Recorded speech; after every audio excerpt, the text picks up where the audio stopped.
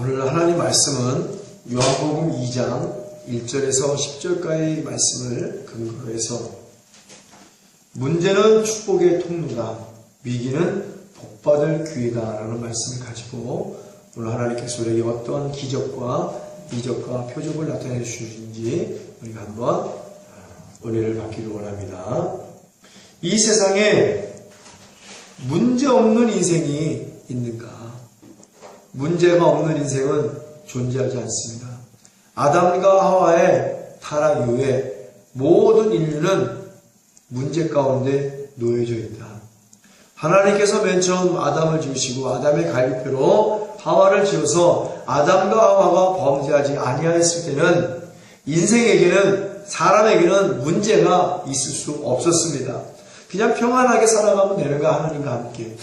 그러나 아담과 하와가 마귀의 육신의 정욕과 안목의 정욕과 이생의 자랑과 헛된 영광의 꾀임에 빠져 하나님 말씀의 불순종함으로 말미암아 에덴에서 내어 쫓기고 범죄함으로 말미암아 아담의 모든 인류들은 엄청난 이 모양 저 모양의 문제를 끌어안고 수고하고 무거운 짐을 끌어안고 살아갈 수밖에 없다. 문제의 연속이죠. 사는 게 문제의 연속입니다. 그래서 어떤 사람들은 인생을 보고 지긋지긋하다라고 말하는 사람도 있고, 인생의 문제를 해결하지 못하여 아주 극단적인 선택을 하는 사람들도 있어요. 자살하는 사람들이죠. 어저께 모 공영방송에서 엑스트라는 자살, 조력 그런 업체를 스위스에서 성행하고 있는 것을 우리가 뉴스를 봤는데, 제가 이 엑스트라는 자살을 돕는 조력업체는 7만 명 이상이 등록되어 있고, 또한 어떤 약을 복용하여 그 아픔을 견디지 못하면 자살하는 것을 도와주는 업체예요.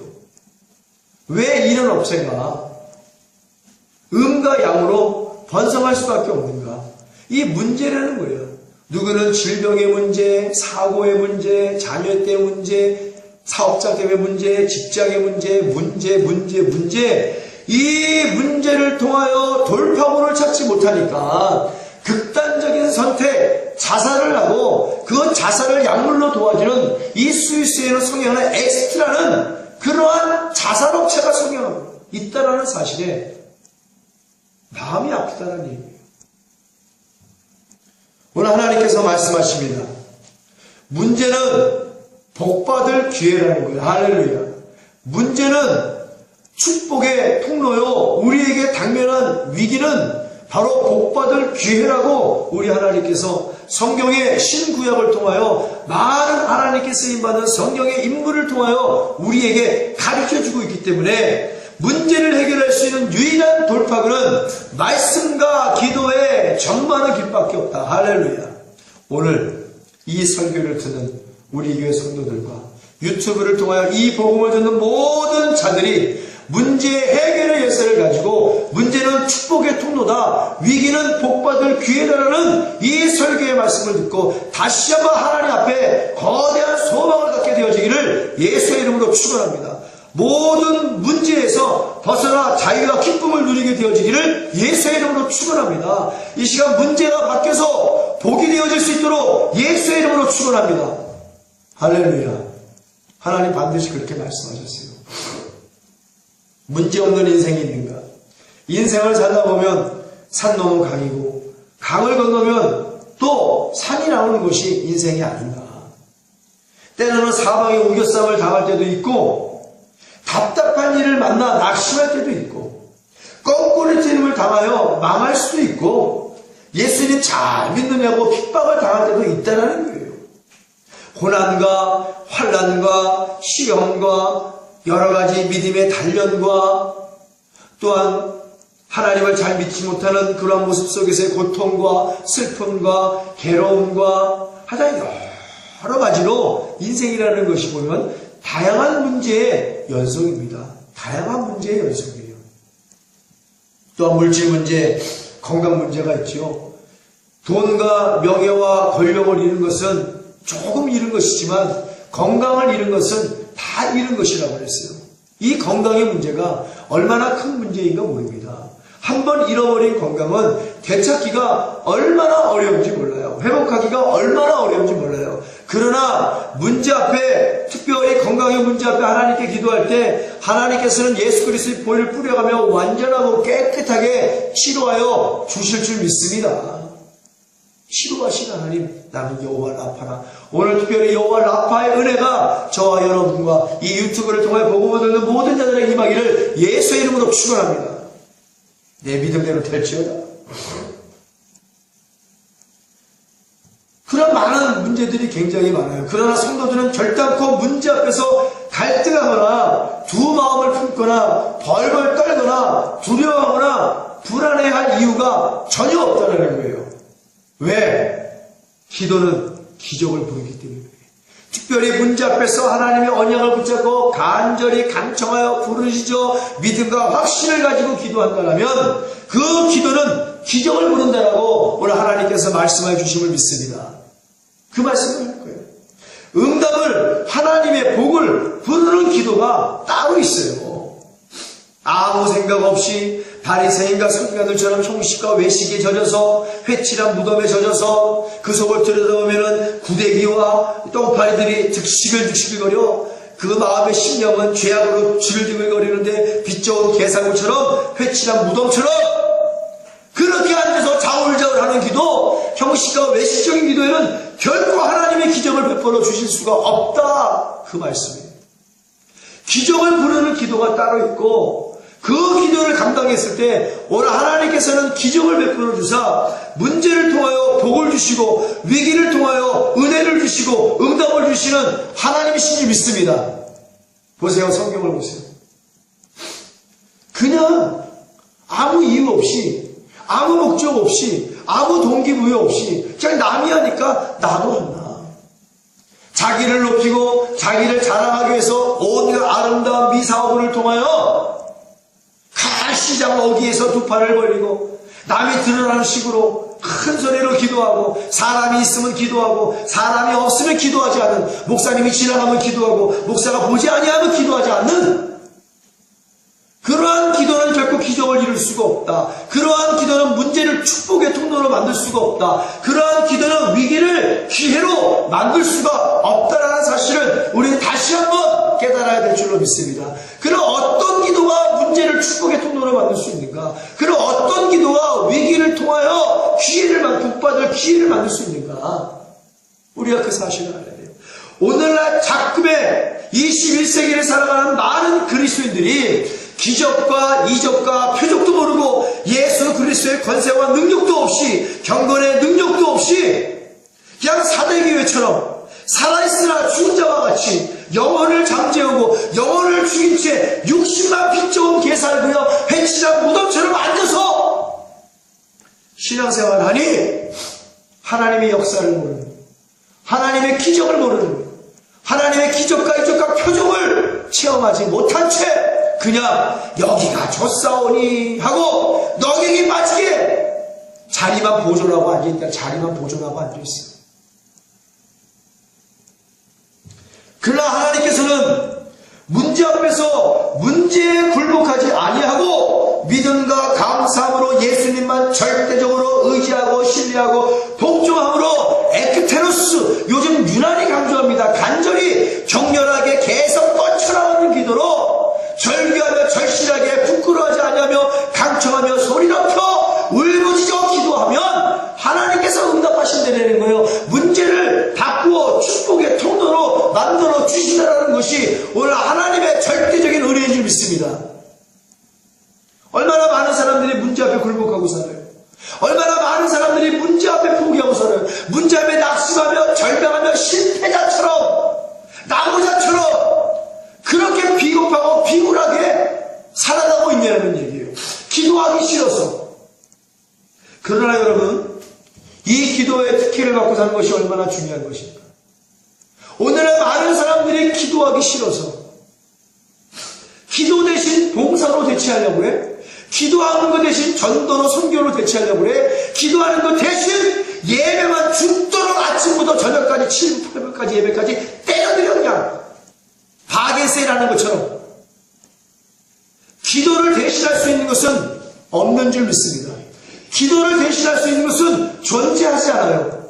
얼마나 기도가 중요하냐. 성막에 들어가서도 등대도 중요합니다. 말씀도 중요해요. 그러나 이 삼각점의 꼭지점을 이루는 바로 그것, 하나님의 법궤와 가장 가까이 있는 곳, 놓여진 것, 바로 분향단, 기도하는 곳이다. 기도하는 것. 법궤와 휘장 하나의 차이로 놓여진 가장 가까운 곳이 등대도 떡상도 아니요 분향단이 되는 거예요. 분향단의 향을 잘못 피우면 제사장에게 죽어나가는 곳이 분향단이야. 아론의 두 아들이 분향단의 향을 다른 곳으로 피워 죽어나갔잖아요. 기도를 허퉁대게 하면 영원히 죽어나가는 거예요. 형씨가 외식에, 바리새인과 외식하는 성인간들처럼, 회치장 무덤처럼 빚져온 개살구처럼 기도하는 것 대신에 기도 대신 봉사를, 기도 대신 전도를, 기도 대신 선교를, 기도 대신 무엇을 자꾸 기도하는 것을 게을리하고 기도 대신 자꾸 다른 것으로 포장하려고 그래. 그러면 내 영혼이 죽어나가는 거야. 영혼이. 그러니 사대교회가 되는 거예요. 살아있으나 죽은 자와 같다는 거야. 기도를 대신할 수 있는 것은 아무것도 없는 줄 믿습니다. 왜? 기도는 하나님과의 특별한 대화예요. 특별한 만남인 줄 믿습니다. 기도해야 하나님을 만나지요. 기도해야 언약을 붙잡고 은혜와 복을 받지요. 기도해야 하늘의 문이 열리고 기도해야 하나님의 보좌가 움직인다는 사실을 우리는 깨달아야 될 줄로 믿습니다. 우리 옆에는 항상 금양로가 놓여져 있고 천사가 항상 그 금양로를 아버지 하나님 보좌 앞에 쏟아놓아 응답받기를 원하는데, 금양로를 채울 수 있는 것은 예배도 기도도 봉사도 전도도 선교도 아닌 기도만이 금양로를 채워 응답이 주어지는 줄 믿습니다. 응답받고 살아야 될 거 아니야. 다 필요 없으면 기도 안 하면 되지. 그러나 사무엘은 기도하지 않은 죄를 짓지 않게 해달라고 기도했어요. 인생의 궁극적인 모든 문제를 해결할 수 있는 유일한 길은 기도다. 할렐루야. 그러나 그냥 기도가 아니에요. 간절히 강청하여 목숨 걸고 울부짖는 기도. 아니, 성경을 보니까 모든 자들이 때로는 간절히, 때로는 강청하며, 때로는 부르짖으며 기도하여 하나님께 응답을 받았다는 얘기예요. 문제를 바꿔 축복의 통로로 바뀌었다는 거예요. 위기가 기회로 만들었다는 사실을 우리는 성경을 통해 깨달아야 돼요. 성경에 기록되어 있습니다. 말씀과 기도에 전무하는 여러분들이 되어지기를 예수의 이름 축원합니다. 특별히 21세기는 배악과 배도가 난무하는 세대야. 기도하지 않으면 죽는 거야. 그러나 그냥 기도는 되지 않아. 이 배악과 배도가 넘치는 인본주의 라오디게아의 교회에서 탈출할 수 있는 유일한 기도는, 유일한 것은 중성된 증인 안디바와 같이, 바울과 같이, 노아와 같이, 아브라함과 같이 기도하여 승리한 우리의 믿음의 조상들과 같이, 특별히 예수님과 같이 기도 생활에 말씀에 전무하고 기도에 전무하는 삶에 집중해야 돼요, 여러분. 그래야지만이 내 영혼이 살고 문제를 축복의 통로로 바꾸고 위기를 복받을 기회로 만들어가며 사는 줄 믿습니다. 얼마나 재밌어요. 문제가 있는데 내가 열심히, 때로는 간절히 격렬하게 절규하며 절실하게, 또한 때로는 부끄러워하지 않으며 큰 소리로 강청하고, 때로는 또한 울부짖으며 부르짖으며 기도하여 이 문제를 축복의 통로로, 이 위기를 복받을 기회로 바꾸며 응답받고 살아간다고 생각을 해봐요. 얼마나 하나님께 감사하고, 얼마나 그 신앙생활이 기쁘고, 얼마나 내가 성령의 충만함을 받아 천국에 들어갈 때 멸관과 상급으로 넉넉히 들어갈 수 있겠는가. 천국에 넉넉히 들어가는 자가 되어야 될 줄로 믿습니다. 이 땅에 살아가면서 문제를 하나씩, 둘씩, 셋씩, 넷씩 문제를 해결하여 하나님께 영광을 돌리는 삶이 되어지기를 예수의 이름으로 축원합니다. 문제에 눌리면 죽을 수밖에 없어요. 문제를 해결하지 못하면 자살할 수밖에 없습니다. 왜 자살을 해요? 왜 대기업 재벌이 자살을 하고, 재벌의 딸이 자살을 하고, 유명 연예인들이 자살을 하고, 돈과 명예와 권력 모든 부귀 영광을 다 누리는 자가 왜 자살을 하는가? 문제를 해결하지 못해서 그래. 그 문제를 축복의 통로로 바꾸지 못해서 그래요. 자기에게 당면한 모든 위기를 복받을 기회로 바꿀 길이 없기 때문에, 그 길을 제시해주는 사람이 없기 때문에 자살이라는 것을 극단적으로 선택을 하는 거야. 그러나 스위스에는 그 자살마저도 도와주는 사람이 있대. 이게 어찌 이 세상이 미쳐 돌아가는가. 고통 없는 죽음을 하기 위해서 자살을 한다. 자살을 도와준다. 문제를 해결할 길을 복음을 제시하지 않아서 자살을 도와주고 자살을 선택하는 사람이 스위스에만 벌써 등록한 사람이 남녀노소 젊은 사람 가리지 않고 7만 명이 넘는데 그 7만은 벌써 자살을 예약한 사람이에요. 어찌 그 나라가 잘 되겠는가? 저주받은 나라지. 겁나는 것은 이러한 나쁜 짓을 또한 따라할까봐 겁이 나는 거야. 그러나 오늘 우리 예수 걷는교회를 통하여 성도들에게 유튜브를 통하여 이 복음을 듣는 자들에게 문제 앞에서 떨지 마라. 할렐루야. 문제 앞에서 두려워하지 마라. 문제 앞에서 불안해하지 마라. 문제 앞에서 두 마음 들지 마라. 문제 앞에서 실패하고 좌절하고 낭망한 사람처럼 살지 마라. 문제 위에 계신 하나님을 바라보라고 말씀하여 주심을 믿습니다. 문제를 바꾸어 축복의 통로로 만드시는 분이 하나님이라는 사실을 다시 한번 깨닫게 해주시는 이 은혜에 우리 하나님께 영광을 돌려드릴 줄로 믿습니다. 유일한 길은 기도다. 기도. 그냥 기도가 아니라 간절히 강청하여 부르짖는 기도. 세 개를 다 조합했어요. 간절히 강청하여 부르짖는, 따로따로 기도해도 하나님께서 충분히 응답을 해주시는데 간절히 강청하여 부르짖는 기도를 세 개를 합작하여 기도하면 얼마나 더 큰 역사가 나타날까. 엘리야보다 더 큰 역사를 주실 줄 믿습니다. 바울이 이런 기적보다 더 큰 기적을 일으켜 주실 줄 믿습니다. 모세의 기적보다 더 큰 기적을 일으켜 주실 줄 믿습니다. 예수님보다 더 큰 일을 감당할 수 있다라고 우리 예수님이 말씀해 주심을 믿습니다. 우리는 그거를 바라봐야 돼요. 예수님보다 더 큰 일을 할 수 있다라고 말씀하셨기 때문에 간절히 강청하여 부르짖어 모든 문제를 축복의 통로로 바꾸고 하나님의 기적과 이적과 표적을 받으며 이 모든 사실을 온 천하에 다니며 만민에게 복음을 증거하는 그러한 자들이 되어지기를 예수의 이름으로 축원합니다. 얼마나 멋진 신앙생활이에요. 누구는 문제 앞에서 벌벌 떨고 문제 앞에서 낭망하고 포기하고 좌절하고 사는데 누구는 간절히 강청하여 부르짖어 문제를 복음으로 바꾼다. 나 어저께 이러이러한 문제가 있는데 내가 간절히 강청하여 부르짖어 기도했더니 하나님께서 이러한 복을 주셨어. 문제는 축복의 통로야. 위기는 복받을 기회야. 할렐루야. 이런 간증이 넘쳐나게 되어지기를 예수의 이름으로 축원합니다. 사실 그리스도인들은 하나님 살아계시기 때문에 이러한 기도를 통하여 간증이 넘쳐나야 돼요.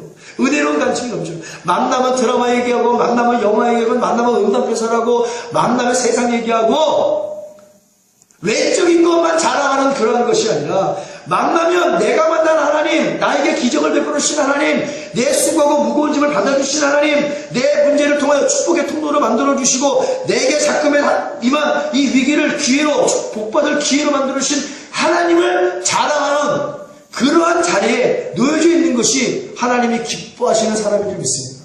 그런 마음을 하고 살아야죠. 그럼 우리에게 할 게 있다는 얘기죠. 우리는 기도만 하면 됩니다. 어떻게? 다시 한번 계속해서 반복해서 말씀드립니다. 기도도 반복이지만 설교도 반복이야. 반복보다 더 좋은 교육 방법은 없는 거예요. 한 번 얘기해도 듣지 않는데 10번 얘기해도 듣지 않는데 한두 번 얘기한다고 듣겠어요? 기도도 반복이지만 설교도 반복이야. 복음은 다른 게 없어요. 예수 그리스도의 십자가의 대속의 은혜와 기도에 산다라는 것을 반복적으로 주입할 때 그것이 가장 올바른 교육이라는 사실은 하나님과 하고 예수님과 성령님도 알기 때문에 우리에게 반복적으로 복음을 제시하게 하시는 거예요. 간절히 강청하여 부르짖는 기도. 그 기도는 우리가 해야 될 몫이지만 우리가 할 몫이 있어요. 그러나 문제를 그 기도를 들으시고 문제를 축복의 통로로 위기를 복받을 기회로 바꾸시는 것은 하나님의 몫인 줄 믿습니다. 하나님께서 하나님의 몫을 다할 수 있게끔 만드는 것은 우리가 이 땅에서 간절히 강청히 부르짖을 때 믿음과 확신을 가지고 기도하는 것은 우리의 몫이다. 하나님의 기적을 일으키는 것보다 우리가 해야 될 몫을 감당하는 것은 너무나 쉬운 거예요. 하나님 사랑한다면 내가 이 문제를 반드시 받고 복받을 사람으로 산다는 것만 생각한다면 기도하지 않을 수가 없죠. 문제가 해결해야 되는데 나를 죽이는 문제가 해결이 되고 나에게 고통과 슬픔과 괴로움을 주는 문제가 해결된다는데 왜 기도하지 않겠는가? 그럼에도 불구하고 기도하지 않겠다는 것은 내가 하나님을 버리겠다는 것과 똑같은 거야. 기도하지 않는 사람은 하나님과 아무런 상관이 없는 사람이다. 정답이야. 하나님과 아무런 상관없는 사람은요, 다른 사람들과 예배 드릴 수 있습니다. 전도도 할 수 있습니다. 봉사도 할 수 있습니다. 선교도 할 수 있습니다. 사랑도 베풀어 줄 수 있습니다. 그러나 기도만 하지 않는 사람, 하나님과 아무런 상관이 없는 사람입니다. 기도를 하되 형식과 외식에 치우쳐 기도하는 사람, 기도를 하되 간절히 강청하여 부르짖는 기도까지 다 하되 그러나 믿음과 확신 없이 기도하는 사람, 하나님과 아무런 상관이 없는 사람이에요. 하나님이 주시는 축복과 아무런 상관이 없는 사람인 줄 믿습니다. 믿음의 기도는 쌍두마차야. 떨어질래 떨어질 수 없는 정밀의 관계를 갖고 있는 상태예요. 기도하되 믿음으로 기도하는 여러분들이 되어지기를 예수의 이름으로 축원합니다. 믿음과 확신을 가지고 기도하되 간절히 강청하여 부르짖어 하나님의 기적을 뽑아내 내 것으로 만드는 자가 되어지기를 예수의 이름으로 축원합니다. 믿음은 바라는 것들의 실상이라고 그랬어요. 믿음으로 기도할 때, 간절히 강청하여 믿음과 확신으로 부르짖을 때 내가 기도하는 모든 것들, 문제를 해결하는 모든 기도의 제목들이 부채를 펼치듯이, 병풍이 펼쳐지듯이 내 앞에 그대로 펼쳐지는 것, 이것이 응답인 줄 믿습니다. 하나님께서 여기까지 가기를 원하신다는 겁니다. 그러기 위해서 우리가 하나님 앞에 구해야 될 것이 있어요. 하나님, 내게 기도할 때 믿음이 흔들리지 않게끔 반석과 같은 믿음의 은사를 주시옵소서. 그리고 죽으면 죽으려는 믿음을 가지고 기도할 수 있는 일사각오의 믿음을 주시옵소서. 어떠한 장애물이 놓여있을지라도 악한 원수 귀신들이 이 기도를 방해하는 장애물을 놓았을지라도 내가 주 예수 그리스도 이름을 그것들을 물리쳐 뛰어넘고 천성을 향하여 응답을 향하여 전진할 수 있는 임정부터의 믿음의 은사를 내게 주옵소서. 그래야 이 시간 마지막 날이라 여기며 남김없이 후퇴 없이 후회 없이 기도하여 이 문제를 축복의 통로로 위기를 복받을 기회로 바꾸게 하여 주시옵소서. 그렇게 기도하면서 내 문제를 놓고 문제를 하나님 손바닥에 올려놓고 기도를 봐봐. 응답이 되나 안 되나. 하나님 반드시 성경의 그런 자들에게 응답했듯이 오늘날도 성경을 근거로 그렇게 기도하는 자들에게는 하나님 100% 그 언약을 이루어주시는 하나님이신 줄 믿습니다. 일을 행하시는 여호와, 그 일을 지어 성취하시는 여호와께서 응답하심으로 성취하여 주시는 역사가 나타나게 될 줄을 믿습니다. 그래서 오늘 하나님께 영광을 돌리면 되는 거예요. 누가복음 18장 7절 8절 말씀. 과거에 원한을 풀으신 하나님 있죠. 하물며 하나님께서 그 밤낮 부르짖는 택하신 자들의 원한을 풀어주지 아니하시겠느냐? 저희에게 오래 참으시겠느냐? 내가 너희에게 이르노니 속히 그 원한을 풀어주시리라. 그러나 인자가 올 때 세상에서 믿음을 보겠느냐 하시니라. 할렐루야. 믿음으로 밤낮 부르짖어야 돼. 믿음으로. 불의한 재판관에게 나의 억울함을 풀어달라고 문을 두드리는 가부가 형식과 외식적으로 두들기지 않았다는 얘기예요. 내가 두들기는데 불의한 재판관이 내 소리를 듣고 나오든지 말든지 형식과 외식으로 두들기지 않았다는 거예요. 1시간, 2시간만 두들기고 간 것이 아니란 말이에요. 그 불의한 재판관이 나와서 가부의 원한을 풀어줄 때까지 두들겼어. 이것이 강청함이야. 이것이 부르짖음이에요. 그 가부의 원한이 깨끗하게 풀어지는 것을 그 가부가 확실하게 알고 간 것이 그것이 응답이라는 얘기예요. 여러분. 그러나 인자가 세상에 믿음을 보겠냐라고 했어요. 믿음으로 구해야 된다. 믿음으로 강하게 두들겨야 되는 거예요. 믿음으로 부끄러워하지 않고 부르짖어야 된다는 거예요. 그래야지만이 문제가 해결된다라고 하나님 말씀해 주시는 믿습니다. 오래 참으시겠느냐? 하나님 오래 참지 않아요. 택하신 자가 밤낮 없으니 믿음으로 하나님 응답하여 주옵소서. 하나님의 보좌를 두들기고 소리 높여 부르짖어. 종치라고 그랬잖아. 또 치라고 그랬잖아. 막 치라고 그랬잖아. 하나님 얼굴을 돌리시옵소서. 내게 얼굴을 돌리시어서 나의 억울함을 풀어주옵소서. 나의 문제가 축복의 통로로 변화되기를 원합니다. 나에게 임한 위기가 복받을 기회로 변화되기를 원합니다. 밤낮 없이 두들겨. 밤낮 없이 믿음으로 부르짖어야 돼. 그거 하나님 말씀하시는 거예요. 하나님께 그 밤낮 부르짖는 택하신 자들의 원한을 풀어주지 아니하시겠느냐? 하나님이 저희에게 오래 참으시겠느냐? 하나님의 자녀가 저렇게 죽음을 각오하고 밤낮 없이 믿음으로 부르짖는데 아버지 하나님께서 성령까지 주신 아버지 하나님께서 예수 그리스도까지도 십자가에서 우리를 구원하게 하기 위해서 죽기까지 하신 그 아버지께서 응답을 안 하시겠냐는 거예요. 오래 참으시겠냐는 거야. 우리 아버지 하나님께서는 자녀의 고통을, 자녀의 괴로움을, 자녀의 슬픔을, 자녀의 기도를, 부르짖는 기도를 오래 참고 잡지 아니하시고 들으시고 행하시고 지체치 아니하시는 하나님 아버지인 줄 믿습니다. 좋으신 아버지 하나님께 영광의 박수를 올려드립니다. 할렐루야. 그런 아버지다. 얼마나 좋으신 아버지. 오래 참지 아니하시겠다는 거예요. 에베소서 3장 13절 말씀에 그러므로 너에게 구하노니 너희를 위한 나의 여러 환난에 대하여 낙심하지 마라. 이는 너희의 영광이니라. 할렐루야. 환난 가운데 간절히 강청하여 부르짖고 믿음과 확신 가운데 기도하면 그 환난이 우리에게 또한 영광이 된다라고 말씀하셨기 때문에 환난이 임하거든 낙심하지 말라는 거예요. 환난이 임할 때 낙심하지 않고 그 환난을 복받을 기회로 만드는 여러분들이 되어지기를 예수의 이름으로 축원합니다. 오늘 가나의 혼인잔치 이야기를 하고 있습니다. 본문의 이야기입니다. 잔치나냐 예수님이 가나에서 첫 번째 베풀으신 기적과 이적과 표적인 줄 믿습니다. 마리아와 예수님이 모자가 그 가나의 혼인잔치에 초대를 받고 갔습니다. 그런 혼인잔치에 포도주로 연회장에서 잔치가 베풀어진 거야. 내 수레 개념이 아니에요. 중동 지방에는 물이 부족해서 선지자들이나 옛 제사장들이 금식을 할 때도 이런 여러 가지 음료를 만들어서 먹었습니다. 물이 부족했기 때문에. 그런 개념이에요. 연회장에서 많은 연회장에 초대받은 손님들이 포도주를 마시면서 신랑을 축복하고 신부를 축복하면서 떠들썩하게 아주 깊게 흥이 막 돋궈질 무렵에 포도주가 딱 떨어져 버렸네. 문제가 발생한 거야. 이건 문제 중에 문제야. 여태까지 기분 좋게 놀고 마시며 그 자리를 축복했던 많은 연회장의 손님들이 하루아침에 그 자리가 원망의 자리요, 불평의 자리요, 이제 어디 가서 수군수군 되지 않겠어요? 야, 한참 흥이 돋을만 하니까 뭐 준비한 게 고작 그거야. 포도주가 다 떨어져 버려서 아이고 놀다 말았어. 재밌다 말았어. 이런 소문도 막 퍼지지 않겠냐는 얘기야. 문제 중에서 심각한 문제가 생겼습니다. 축복의 자리가 화의 자리로 변화될 그 순간이야.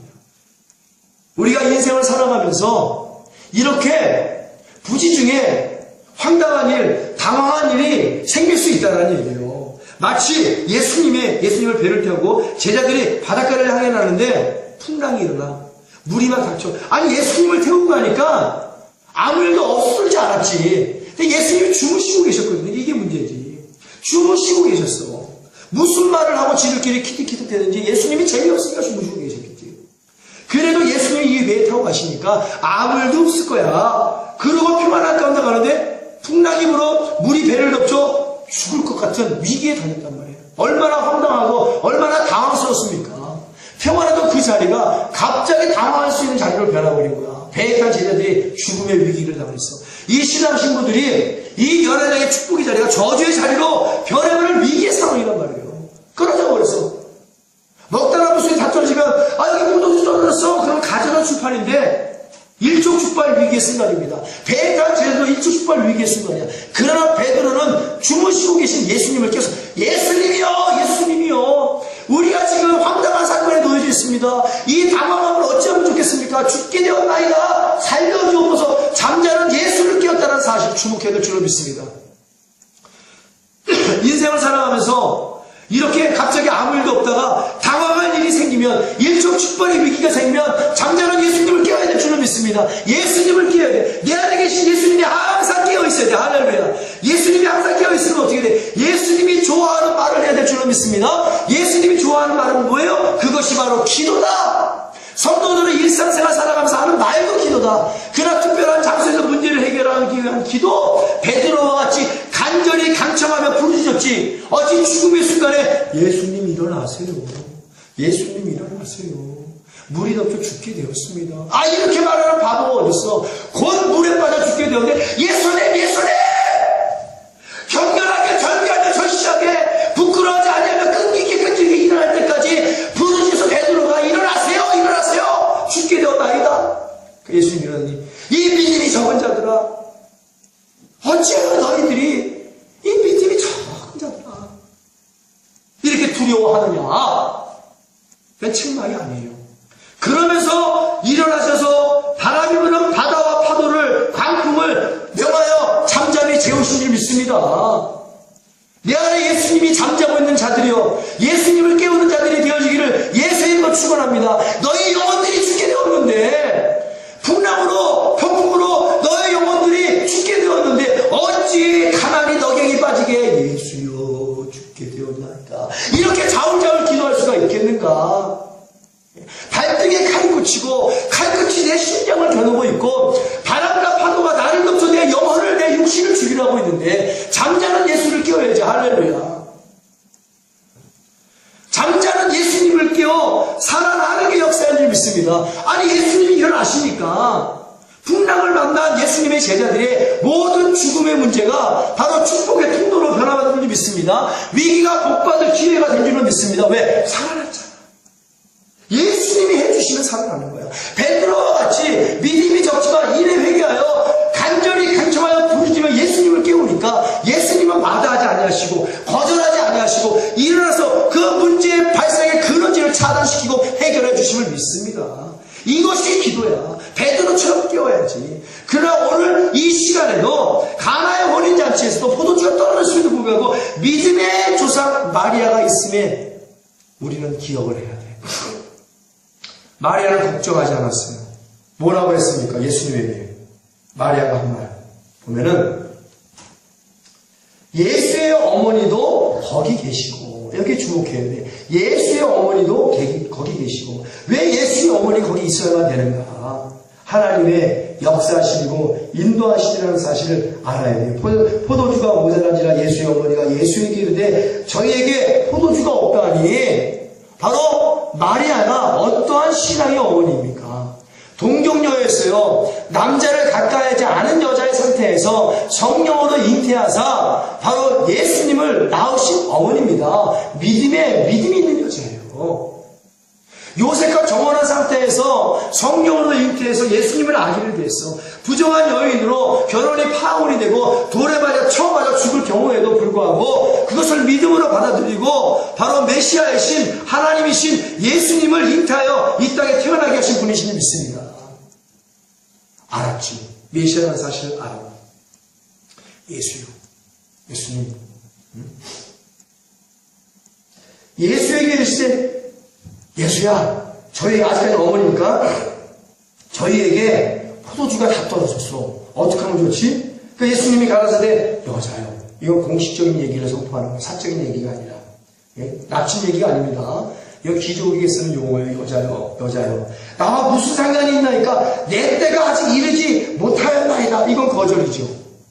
내 때가 아직 이르지 아니하였으니 기적과 이적과 표적을 베풀을 수 없다는 단호한 거절이에요.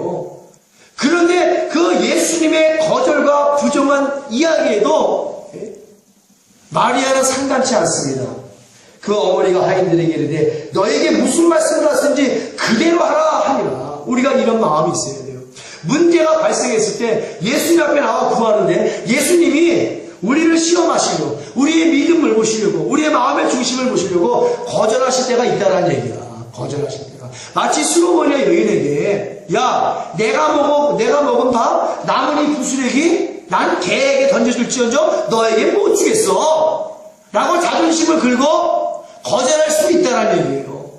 그럼 마리아는 화내지 않았어요. 원망하지 않았어요. 불평하지 않았어요. 자신이라고 해서 나무라지 않았습니다.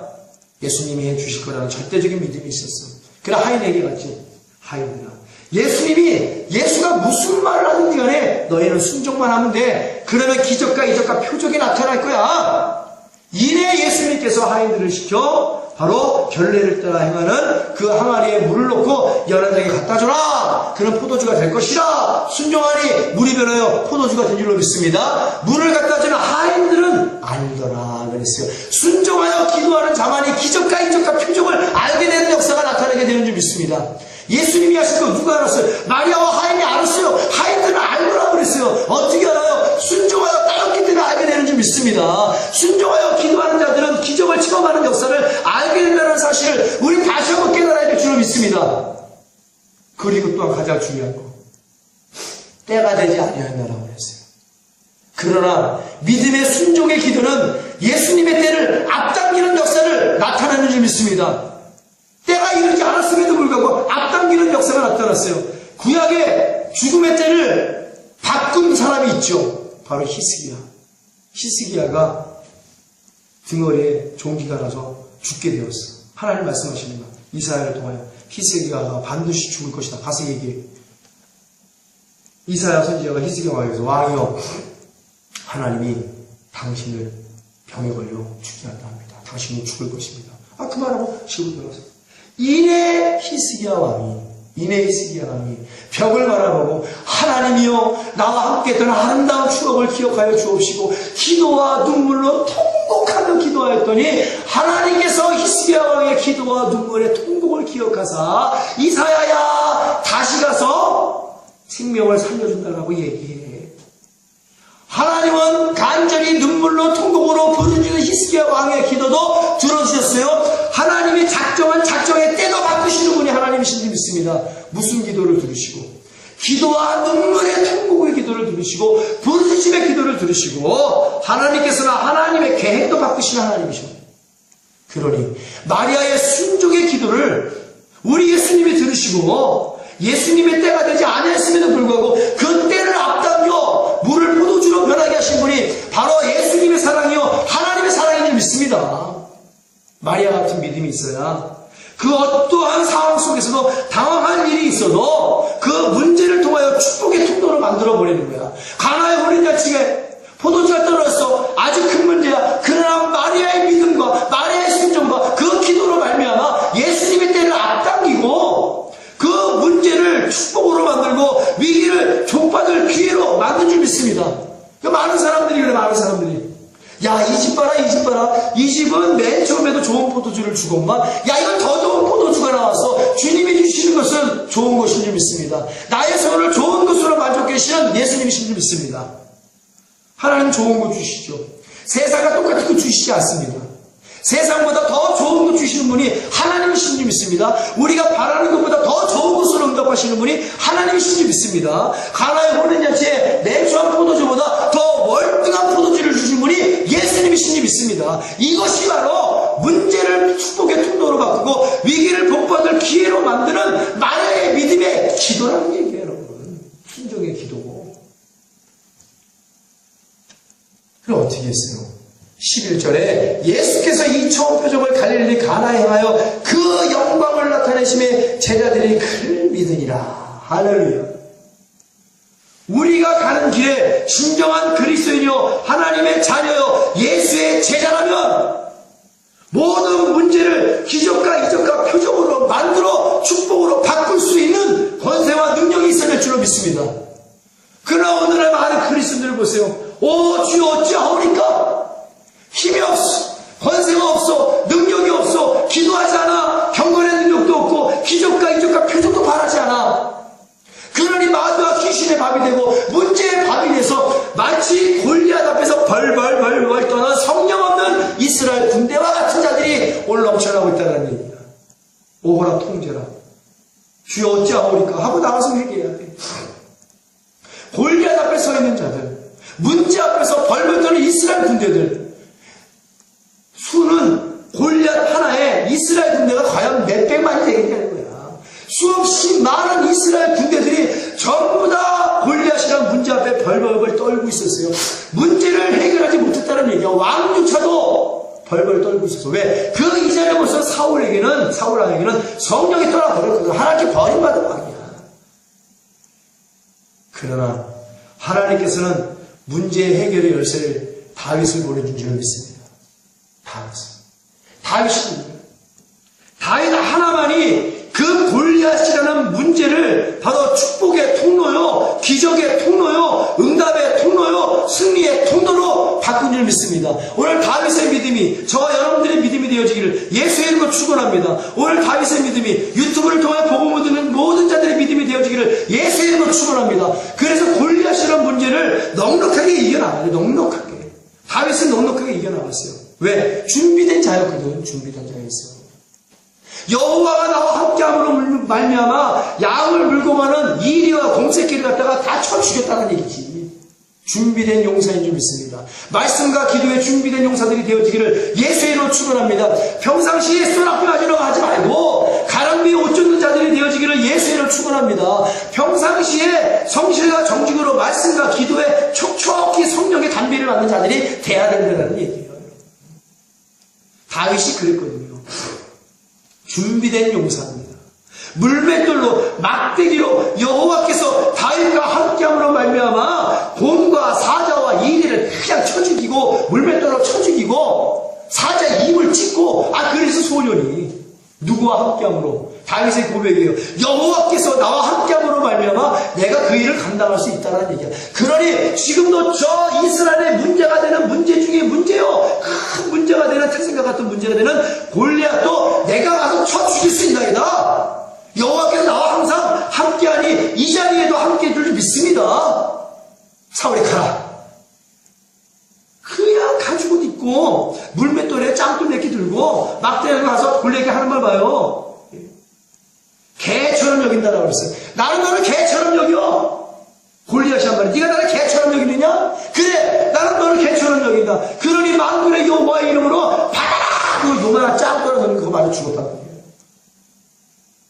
골리앗이라는 문제를 다윗 하나가 믿음의 짱돌 하나로 양 미간에 맞춰 쓰러지게 만들고 그의 칼을 빼 목을 쳐 날려 완전히 죽여버린 줄 믿습니다. 문제를 완전히 죽여버렸어. 문제의 근원을 완전히 깨끗하게 없애버렸어. 그러니 하나님께 영광이요 사울은 천천히요 다윗은 만만이라 이렇게 하나님께 영광을 돌리는 역사가 나타났잖아요.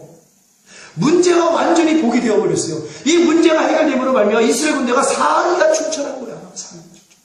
문제가 해결될 때 성도의 사기가 충천하게 되는 줄 믿습니다. 문제가 해결될 때 더 이상 악한 마귀 원수기 싫은 괴롭힘이 없게 되는 줄 믿습니다.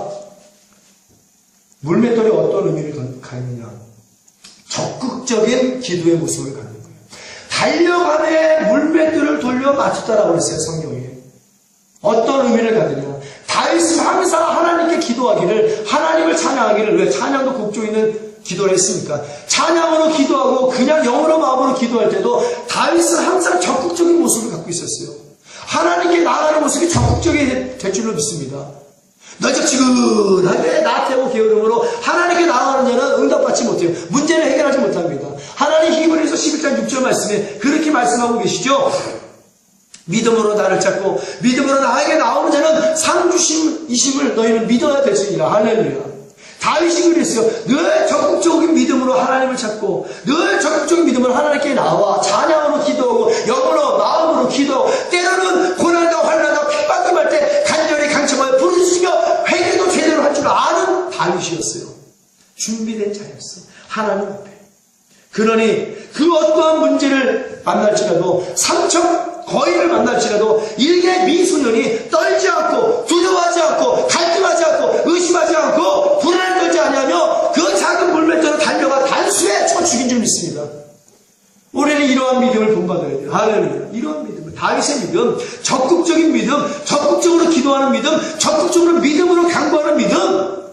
작은 돌 하나만 있어도 이 돌에 하나님의 권세와 능력이 임하면 저를 쳐 죽일 줄 믿습니다. 이 엄청난 문제, 하나님의 작은 부스러기 하나만 주더라도 내가 쳐 없을 줄 믿습니다. 그리고 적극적으로 아버지 하나님 한번 기도해봐. 하나님이 역사를 이루어주신다는 얘기예요. 그러니 문제 앞에 떨 이유가 없습니다. 이 모양 저 모양의 문제 앞에 떨 이유가 없는 거예요, 여러분.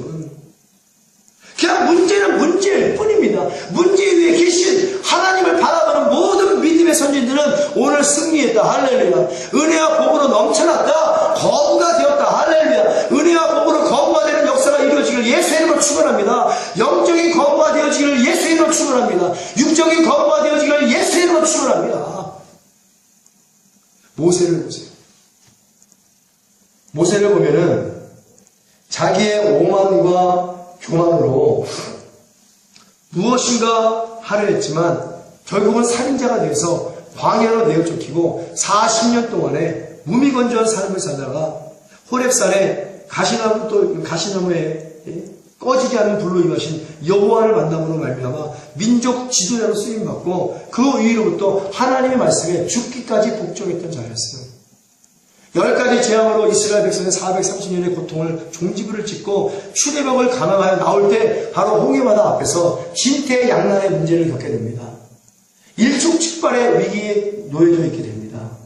사방에 우겨쌈을 당한 상태야. 주위에서는 애굽의 군대가 모래먼지를 날리고 죽여라 하면서 오지, 앞에는 붉은 홍해바다가 놓여져 있지. 어디로 가란 말이야. 동서남북이 꽉 막혀있어요. 절체절명의 위기의 순간이야. 죽느냐 사느냐 위촉즉발의 위기의 상황이란 말이에요. 그때 출애굽기 14장이 열쇠가 되는 거야. 문제를 해결하는 열쇠를 성경에서 찾아라. 할렐루야. 이게 조지 뮬러 목사님의 5만 번의 기도 응답의 해결의 열쇠예요.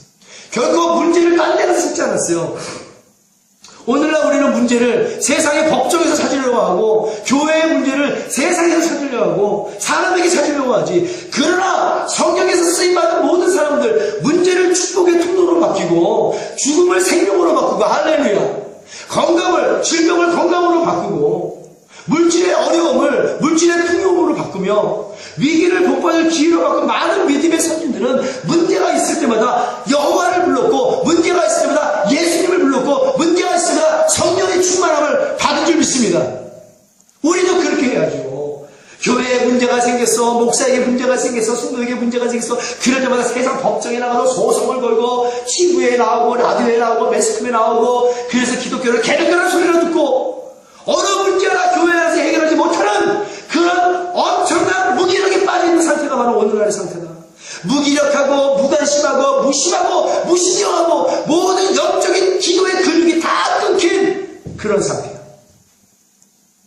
어떻게 해야 되겠어요? 교회 아니라고 문제가 전혀 없는 것은 아니잖아. 문제 있는 사람이 수두룩하게 앉아있는데, 목사 자체도 문제의 연성인데, 목사 자체가 문제를 해결하지 못해 세상으로 나가면 성도들은 어떻게 하겠어? 세상으로 나갈 수 없게 보고 배운 게 그것이니까. 그러나 모세를 통하여 이스라엘 백성들이 무엇을 배웠을까? 가르쳐 주는 거야, 하나님께서.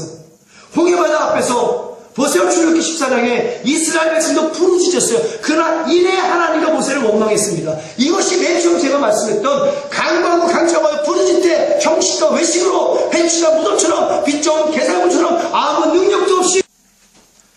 기적 중의 기적은 홍해바다를 가르시고 마른 땅을 주신 게 기적이에요. 그들이 하나님의 진보를 주셨더라면 축복을 받되 어찌 그들이 원망과 불평이 없었겠냐는 거야. 하나님 복을 주면 좀 완전하게 주지. 이게 뭐야? 뻘에 푹 빠지고 발이 빠지고 바퀴가 빠지고 진짜 이러면서 건너왔을 말이에요. 그러나 하나님께서는 마른 땅 바다를 가르시고 마른 땅을 줘서 모래먼지를 날리며 재빠르게 건너가게 하신 분이 하나님이신 줄 믿습니다. 이게 축복. 모세의 믿음의 부르짖음에 하나님께서 응답하시고 그 말씀을 무여잡고 믿음으로 선포했더니 홍해바다가 갈라지는 것도 기적인데, 바다가 갈라지고 뻘이 아니라 마른 길, 마른 땅, 먼지 나는 땅을 주신, 탄탄한 아스팔트 길을 주신 그 하나님이 기적 중에 기적이요, 기적의 하나님이요, 응답의 하나님이요, 문제를 축복의 통로로 만드시는 하나님이신 줄 믿습니다. 우리는 이런 기적을 체험하기 위하여 간절히 강청하며 부르짖어 기도할 때 믿음과 확신을 가지고 모세처럼 기도해야 될 줄을 믿습니다. 모세의 믿음이 우리의 믿음이 되어지기를 예수의 이름으로 축원합니다. 하나님을 부르짖는 여러분들이 되어지기를 예수의 이름으로 축원합니다. 이러니 왜 기도하지 않냐는 얘기야. 문제를 해결하시는 분이 여호와시니 끊임없이 신구약을 통하여 내가 너의 문제를 풀어줄 테니까 모세를 좀 닮아서 기도해봐봐. 히스기야를 좀 닮아서 기도해봐봐. 가나의 어린 자식 마리아를 좀 닮아서 닮은 것처럼 기도해봐봐. 그렇게 순종해봐봐. 나를 좀 믿어봐봐. 세상을 믿지 말고, 교회 건물을 믿지 말고, 성도의 숫자를 믿지 말고, 너의 중심을 헤아려 문제의 근원에 뿌리채 뽑아버려 없애버리는 나 여호와를 좀 믿어버려. 오늘 하나님의 음성이 우리의 심장에 지워지지 않는 철필로 기록되어야 될 줄로 믿습니다. 오늘 이 문제를 도파구만 안다면 문제를 풀어 축복의 통로를 바꿀 수 있고 위기를 풀어 복받을 기회로만 바꿀 수, 이 진리만 안다면 어찌 자살을 하겠는가. 하나님 앞에 기도만 하면 믿음으로 살려달라고 모세처럼 부르짖으면 그 모든 문제의 홍해바다에 자물쇠를 착착착착 풀어주셔서 마른 땅을 내어주사 살아날 길을 주시는데 살려주시는 분이 하나님이신 줄 믿습니다. 살려주시는 분이 하나님이에요. 그러나 죽이기도 하시는 분이 하나님이신 줄 믿습니다. 그런데 하나님 말씀하셨죠. 간절히 부르짖는 자에게, 그러나 믿음과 확신을 갖고 부르짖는 자에게 나는 너를 살려주려 하나님. 얼마나 많은 현대인들이 직장에서, 사업장에서, 학교에서, 교회에서, 세상에서 문제 때문에 이 모양 저 모양으로 짓눌려 삽니다. 수고하고 무거워지면 등이 크다는 등 보찜을 지고 허리도 한번 제대로 펴지 못한 채 그렇게 신앙생활을 하는 거야. 헌금을 드려도 왜 열매가 없어요? 집을 팔아 땅을 팔아 헌금을 드려도 왜 여적 가난의 문제를 풀지 못하는가? 문제가 있다는 얘기지. 그 등어리는 등짐을 벗어 던지게 해줘야지. 문제를 해결해 줘야지. 그래야 심어도 열매가 맺고 뿌려도 열매가 맺고 부유한 풍요의 결실을 내릴 수 있다는 사실을 하나님 말씀하시는 거예요. 이러한 복음이 성도들의 문제를 해결하지 못한 채 그저 덩어리만 자라가는 데에는 결코 아무런 열매가 없다는 사실을 이제는 좀 깨달아야 될 때가 올 줄로 믿습니다. 깨달아야 돼. 늘 말하지만 그 자리가 무엇인지, 그 자리에 응답이 없어도, 하나님의 기적이 없어도, 귀신을 쫓는 역사가 없어도, 귀신이 쫓겨나는 역사가 없어도, 병자가 고쳐지는 역사가 없어도, 기도하지 않아도 그저 화려함 때문에, 궁궐 같은 화려함 때문에, 좋은 박제가 많은 박물관 같은 그런 모습 때문에 결국 그 자리를 못 떠나면 네 영혼은 죽어! 네 영혼은 죽는단 말이야. 영혼이 죽어있어 살아있는 육체만 갖고 있으면 어찌 그가 천국에 들어갈 수 있겠는가? 영과 혼과 육을 주고 지옥에 보내는 하나님을 두려워하라고 예수님이 우리에게 가르쳐 주심을 믿습니다.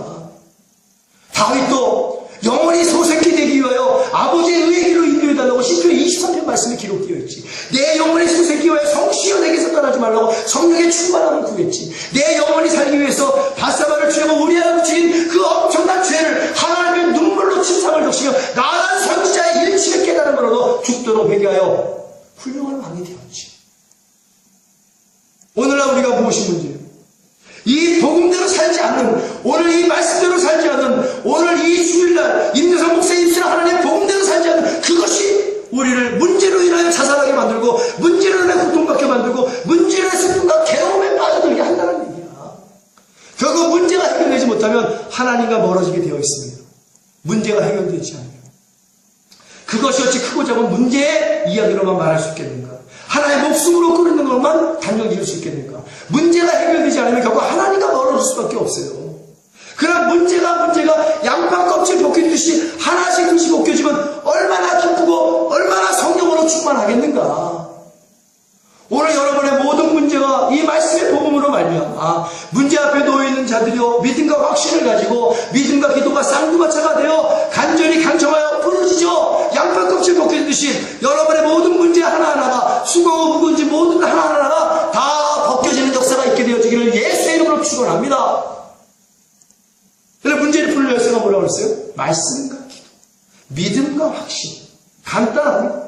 그리고 그 가운데 밤낮 없이 간절히 강청하여 부르짖으라. 이게 간략한 결론이에요.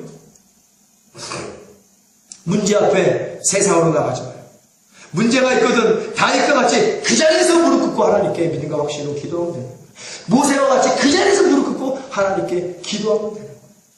광야의 반석 앞에서도 모세는 역시 출애굽기 17장 1절 6절 말씀을 보니까 이스라엘 백성들이 동해바다를 건너 광야에서 목마름에 고통받고 있어요. 우리 인생에 목마름이 있잖아요. 물질의 목마름, 건강의 목마름, 자녀에 대한 목마름. 저 자녀 취업해야 되는데, 우리 남편 사업자한테 잘 돼야 되는데, 내 자식에 대한 목마름이 있어요. 남편과 아내에 대한 목마름이 있습니다. 가난한 자들은 좀 잘 살기를 원하는 목마름이 있어요.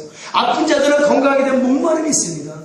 불행한 사람은 행복하게 되기 위한 목마름이 있어요. 그 인생의 목마름을 나타내는 건 광야에서 물이 없다는 것은. 근데 하나님 말씀하시잖아요. 말씀하기에는 모세가 또 부르짖습니다. 나의 하나님 아버지여 여호와여, 우리가 광야에서 목말라 이렇게 고통받고 있사온데 어디서 물을 주겠나이까? 그냥 기도한 게 아니라 부르짖었다고 했어요. 시간 강의사 말씀 못 읽어주시면 찾아보세요. 모세가 또한 광야의 반석 앞에서 부르짖었더니 하나님께서 반석에게 명하여 물이 나오게 해라. 반석아 물이 나올지어다. 네, 모세는 하라는 대로 해요. 우리는 하라는 대로 해야 될 줄로 믿습니다. 기도는 내 생각대로 하는 게 아니라 성령이 하라는 대로 하면 되는 거야. 성령이 부르짖으라. 아멘.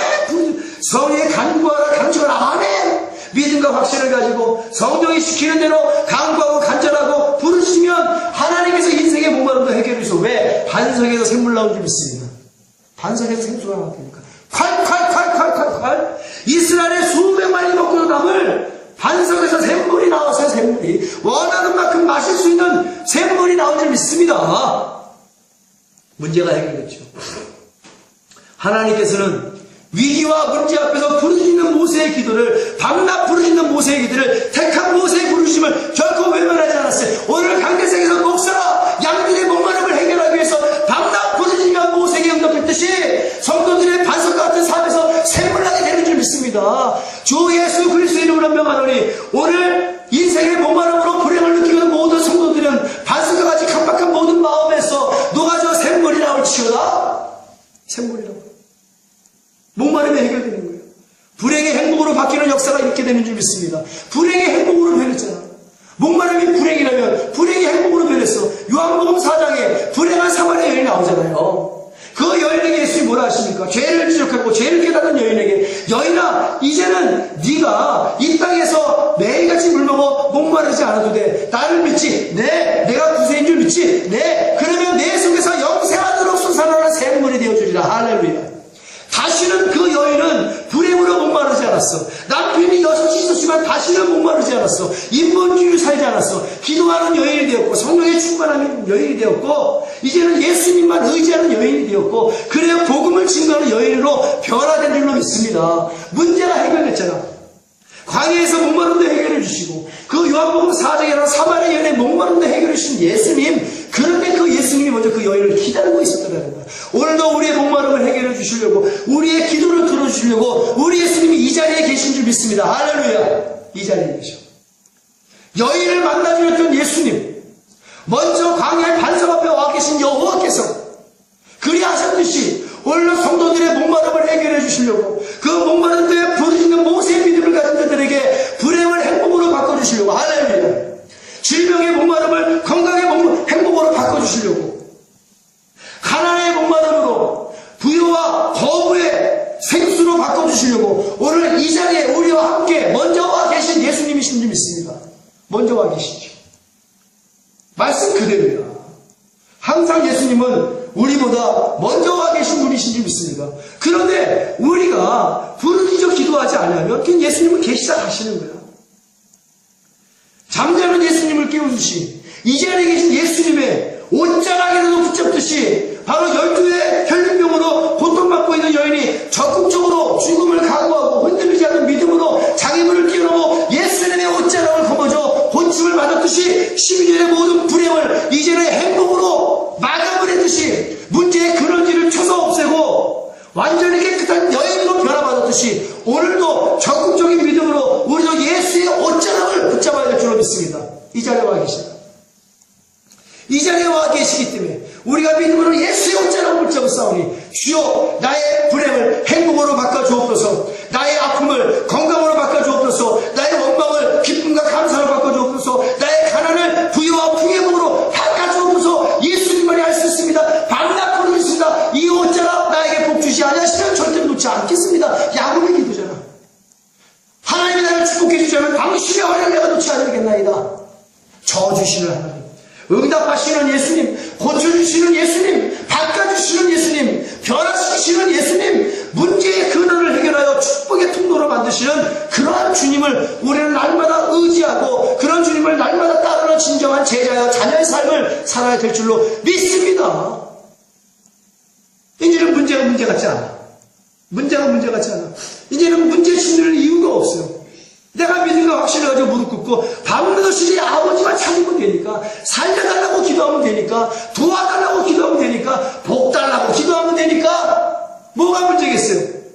하나님께서는 구하는 자에게 주신다라고 약속하심을 믿습니다. 하나님께서는 찾는 자가 얻는다고 약속하심을 믿습니다. 하나님께서는 천국에 하나님의 국가를 두드리는 자에게 마음껏 열어두사 폭포수처럼 복 주신다라고 약속하심을 믿습니다. 구하는 자에게는 성령까지 주신다라고 우리 천부가 약속하심을 믿습니다. 그 하나님은 불변의 하나님이야. 약속을 지키시는 하나님이야. 일을 행하시는 여호와야. 그 일을 성취하시는 여호와를 믿습니다. 우리가 할 것은 밤낮없이 믿음과 확신을 갖고 문제를 해결하려고 부르짖는 기도밖에 없어. 시대 때에 갇혀있는 예레미야가 그렇게 부르짖어 거기서 벗어나 자유를 누렸듯이 하나님 별거 안 가르쳐주나?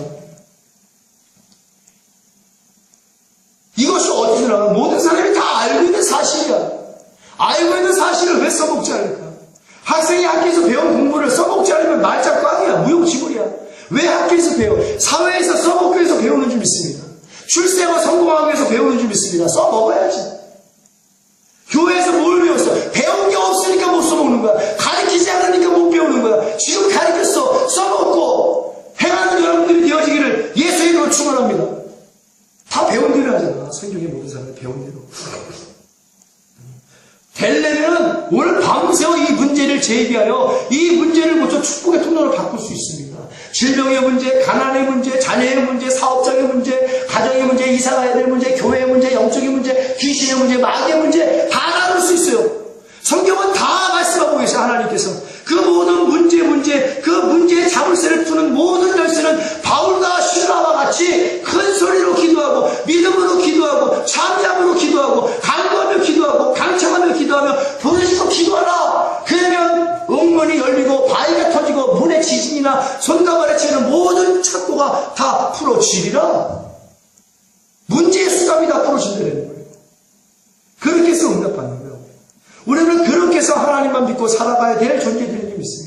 마라의 쓴물에서 부르짖는 모세의 기도를 들으시고 모세가 행한 그대로 말미암아 단물로 만들어주고 마침내는 사막의 오아시스 12샘물과 70종려나무에 엄청난 축복도 주신 엘림의 하나님이신 줄 믿습니다. 무엇이 문제예요? 문제 앞에서 부르짖기만 하면 되는데 믿음과 확신을 가지고 간구하면 되는데 믿음과 확신을 가지고 강청하면 되는데 믿음과 확신을 가지고 부르짖기만 하면 모든 것들이 응답이 되시는데 우리는 더 이상 무엇을 따르고 무엇을 믿고 무엇을 행해야만 되는가? 더 이상 세상에 나가서 간구할 것은 존재하지 않는다는 사실을 우리 다시 한번 깨달아야 될 줄 믿습니다. 세상에서 우리에게 줄 것은 아무것도 없어요. 문제 앞에서 세상에 나와봐요. 우리에게 던져주는 것은 아무것도 없습니다. 마귀와 귀신이 우리에게 던져주는 것은 고통과 슬픔밖에 없어요. 세상에서 얻을 수 있는 것은 불행과 괴로움밖에 없습니다. 세상에서 문제를 어떻게 해결해요? 지금 대추나무 연 걸리듯이 교회의 문제가 세상의 업종에 얼마나 많이 걸려 있습니까? 해결이 됐어요? 해결이 안 됐어요.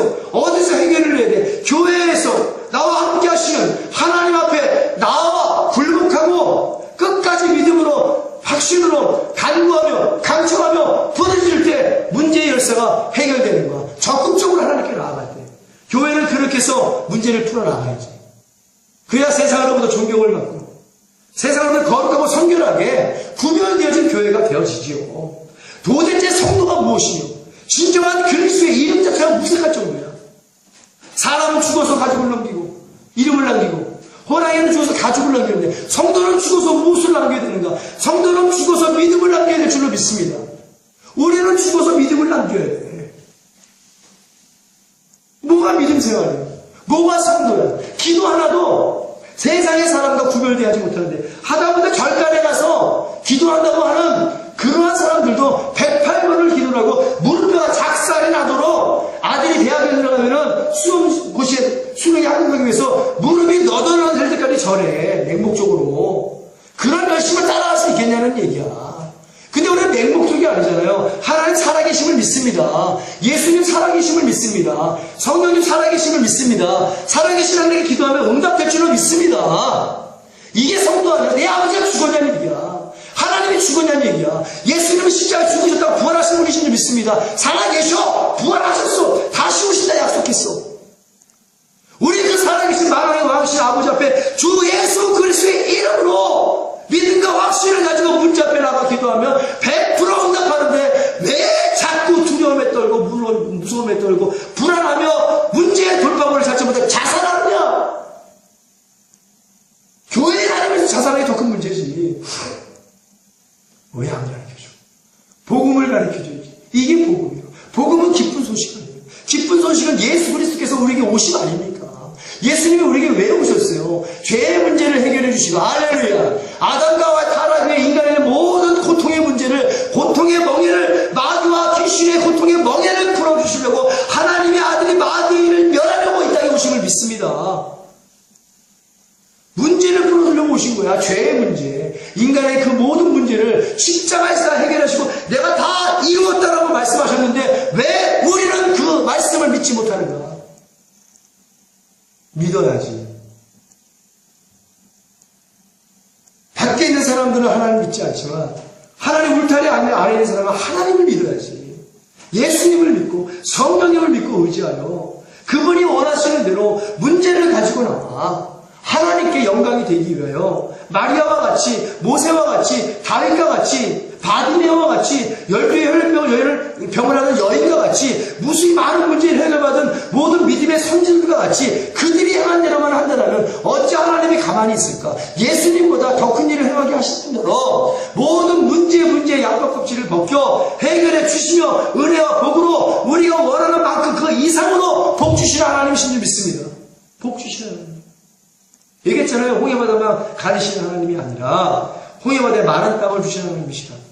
사자굴에서만 건지고 뜨거운 풀무에서만 건져주시는 하나님이 아니라 건져주신 것도 부족해서 더 높은 곳으로 하나님께서 그 자리를 올려주시는 하나님이신 줄 믿습니다. 누구? 사드렉과 다니엘과 사드렉과 메삭과 아벤느고 그 사자굴과 뜨거운 풀무에서 건져냈지만 문제를 해결했지만 오직 하나님을 믿고 기도한다는 그 이유 하나만으로도 바로 바벨론에서 왕 다음으로 높은 사람으로 하나님이 올려주심을 믿습니다. 그렇게 해서 올려가야지. 믿는 사람들이 겉모술수나 써갖고 거짓말을 해갖고 회사에 삥땅이나 쳐갖고 내불수나 올라가면 되겠어요 그게?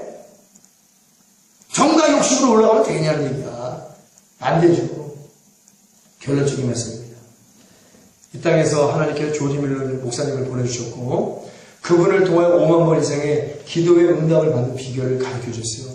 그분은 고아의 아버지로서 400명 이상의 고아를 데리고 살면서 얼마나 많은 문제가 있겠어요. 자식 하나도 문제덩어리인데 문제 연속인데 400명이나 되는 어린 아이들과 함께 고아하고 살면서 그들에게 당면된 문제를 어떻게 해결했냔 말이야. 이 조지 밀러 목사님은 나가서 일하지 않았어요. 오직 문제가 있으면 여태까지 설교한 거에 결정체입니다. 결론적인 말이에요. 문제가 있으면 성경을 찾았어요. 거기에 해당하는 그 문제의 자물쇠를 푸는 열쇠되는 장절을 성경에서 찾았단 말이에요. 그리고 그 문제를 놓고 집중적으로 믿음과 확신 가운데 기도하여 400명을 넉넉하게 먹고 마시고 입히고 학교 보내고 출세시킨 줄 믿습니다. 다 성공했어요. 조지 밀러 목사님의 기도가 그랬어요. 고아의 아버지로서 문제가 수도 없이 많았습니다. 그러나 목사님은 문제 앞에서 기도해야 될 목적과 동기가 충분하게 부여됐고 반드시 응답을 받아야 될 이유가 분명하였기에 하나님의 언약을 붙잡고 쉬지 않고 무시로 성령 안에서 기도하여 엄청난 응답을 받을 수 있었는데 조지 밀러 목사님의 기도에 5개의 원리가 있어요. 첫 번째, 나를 구원하는 것은 하나님의 뜻입니다. 따라서 어떤 일에도 결코 의심을 품지 않고 담대히 기도합니다. 둘째, 나는 결코 자신의 이름으로 기도할 일이 없습니다. 나는 기도를 드릴 때마다 언제나 내가 공경하는 귀하신 주 예수의 공로에만 힘을 입어 기도합니다. 세 번째, 나는 언제나 하나님께서 내 기도에 기꺼이 응답해 주실 것을 확신했습니다. 아주 중요한 부분이죠. 네 번째, 나는 아무리 작은 죄라도 깨달았을 때는 결코 등한히 하지 않고 간절한 마음으로 회개하여 용서를 받았습니다. 다섯 번째, 나는 어떤 것을 위해서는 52년 이상이나 믿고 기도를 했습니다. 그것이 바로 마지막 임종 때 내가 다른 건 다 응답받았는데 당신 자네 친구 하나는 응답받지 못했네. 이 말을 뒤에 전해드는 그 친구가 전도가 돼서 바로 영국 전역을 떠도는 복음 증거자가 되었다는 그런 간증도 있습니다. 결국 모든 것을 다 응답받고 가셨어요. 결국 앞으로도 하나님께 응답해 주시기까지 계속 기도할 생각입니다. 할렐루야. 이것이 조지 밀러 목사님의 5개 기도의 원리예요. 우리의 원리도 돼야 될 줄로 믿습니다. 그래서 앞으로는 어떤 문제 앞에서 두려워하거나 떨지 말고 성령의 인물들이 어떻게 하나님께 나아가 그 문제를 축복의 통로로 바꿨으며 그 위기를 복받을 기회로 바꿔 하나님께 영광을 돌리며 예수 그리스도의 권세와 능력을 가지고 당당한 성도의 모습으로 당당한 그리스도 안에 있는 그 사람으로 살아갈 수 있었는가, 우리가 다시 한번 깨닫고 그 믿음대로 순종하고 살아간다면 하나님께서는 오늘도, 아니 어제도 그리했던 것처럼 내일도 주님 만나는 그날까지 이 땅에 사는 모든 성도에게 부유와 풍요의 복을 약속하셨고 거부의 복을 약속하신 대로 응답하실 것이며 모든 문제를 통하여 바로 축복의 통로로 모든 위기를 통하여 복받을 기회로 만들어 주실 줄 믿습니다. 이러한 은혜와 복이 오늘 우리 교회 성도와 유튜브를 통해 복음을 증거하는 복음을 듣는 모든 성도들에게 그대로 임하게 되어지기를 예수의 이름으로 축원합니다. 우리가 이 말씀을 기억하면서 주님의 성을 세 번 외치고 간절한 마음으로 회개하는 시간을 갖겠습니다.